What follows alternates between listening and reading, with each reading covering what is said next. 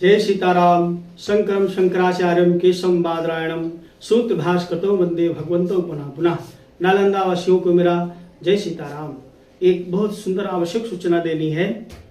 24 मई से 30 मई तक भागवत जी की पावन कथा होनी है।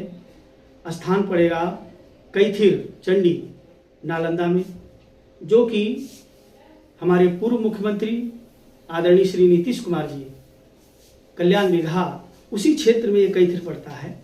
वहाँ पर सप्तदिवसीय श्रीमद् भागवत कथा कहने के लिए मैं स्वयं अनूप चंद शास्त्री नैमिषारण्य की पावन भूमि से आ रहा हूँ।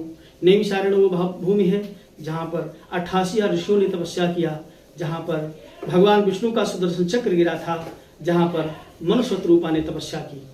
ऐसी पावन भूमि से मैं भगवान की कथा कहने के लिए आप सबको आ रहा हूँ। आप सभी लोग सादर आमंत्रित हैं। आप सपरिवार कुटुंबों को, मित्रों को लेकर के इस भागवत जी की कथा में 24 मई से 30 मई तक आप लोग पधारें। भगवान आपका कल्याण करें। जय सीताराम।